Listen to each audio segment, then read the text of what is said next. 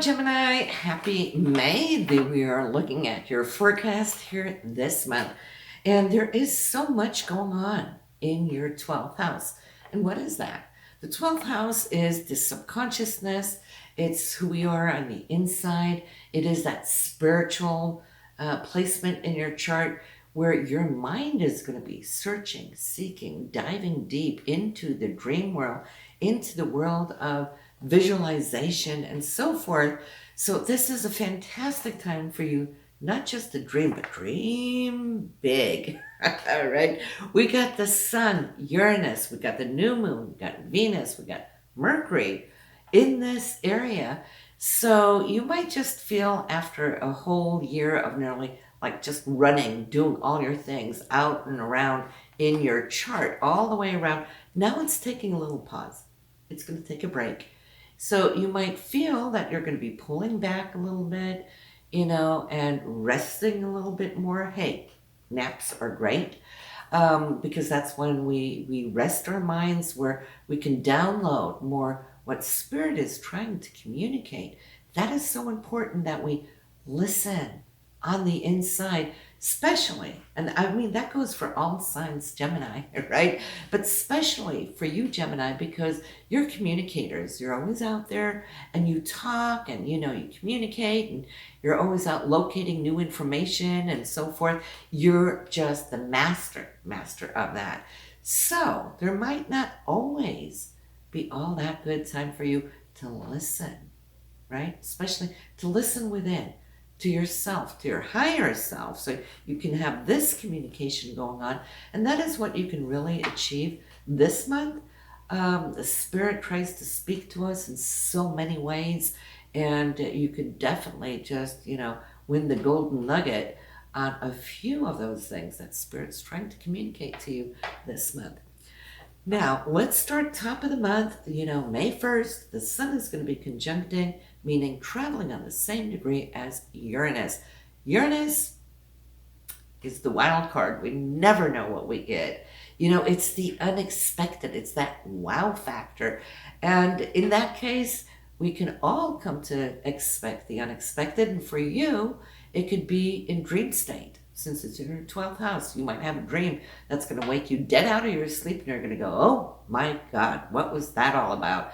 Well, pay attention. It could be a message, right? But Uranus, yes, it could be shocking sometimes. Maybe you'll hear some shocking news, or maybe it could be you delivering some shocking news to somebody else. But it's in that hidden area. It's in the 12th house, right? And also Venus cruising through this area. Well, Venus is about love. It's romance. It's the heartfelt emotions that we have. And so it's behind the scenes in the 12th house, so some of you might start an affair behind the scenes, right? But that doesn't, take everybody under one comb, so to speak. It could also mean that you're working on some creative projects, some Venetian creative projects, artsy and so forth, or writing. A lot of you are really excellent writers.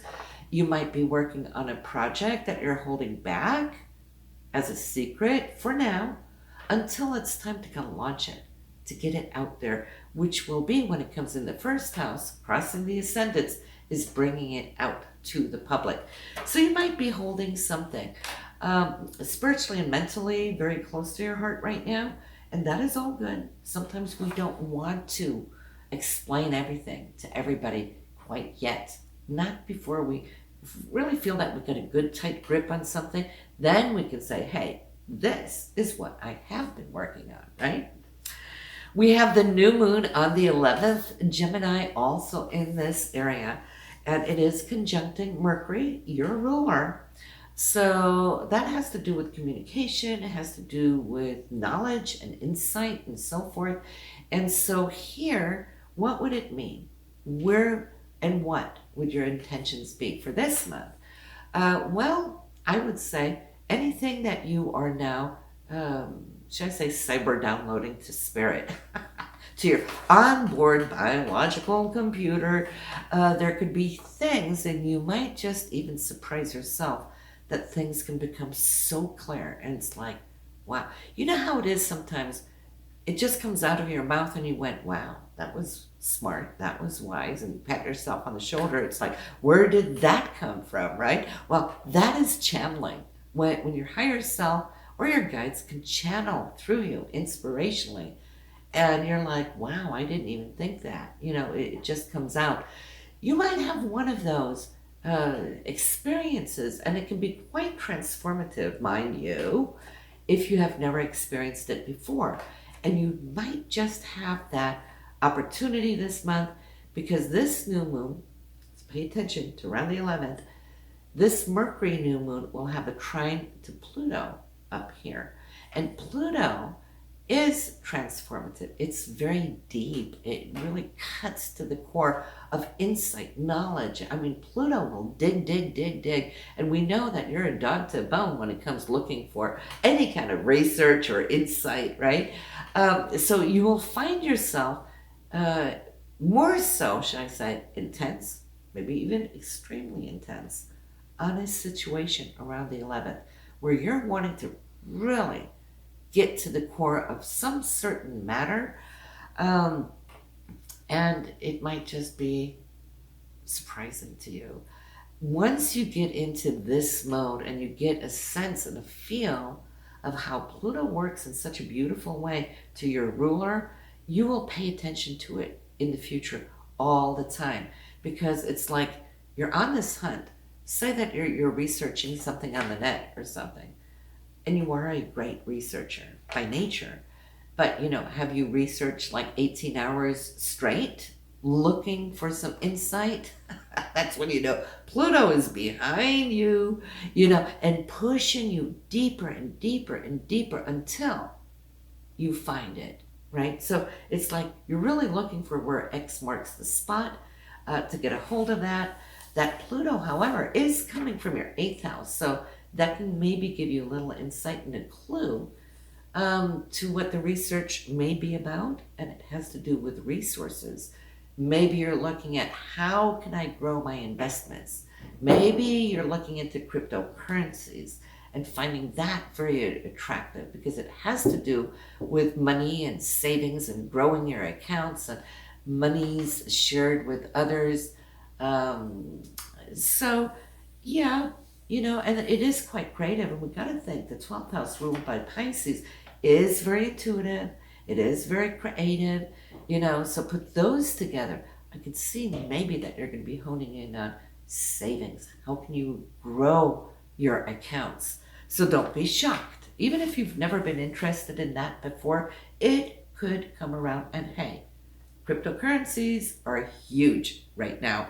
And I mentioned it also because you have Mars, and we know Mars is our drive. It's where we focus our energy. It's our goals for wherever Mars is at the specific time we're talking. It is in your 2nd house for income, money, and income.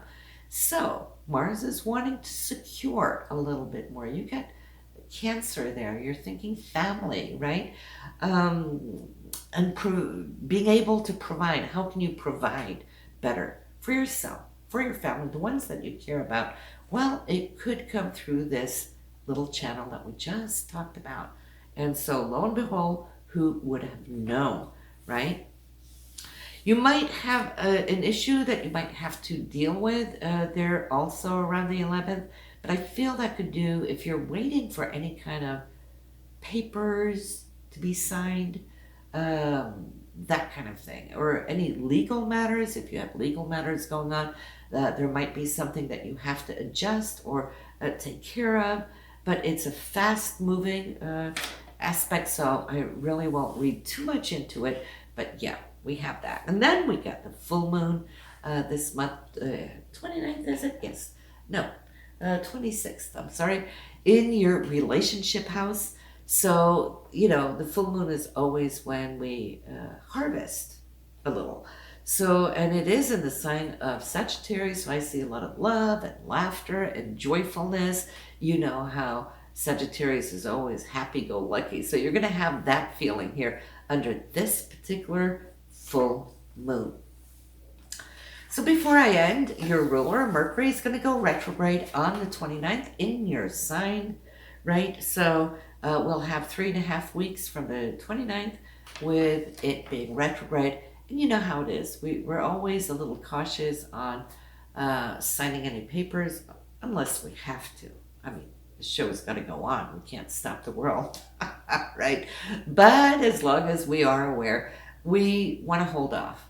So I would say to hold off for 3.5 weeks. If you have to sign anything, now, if you have started any process prior to the retrograde, it's okay to continue on it. It won't really do much there. But yeah, we just want to pay extra attention when Mercury goes retrograde. But in the overall, this is a great reading for you, Gemini. So you have a good one, and I'll see you next month. Bye now.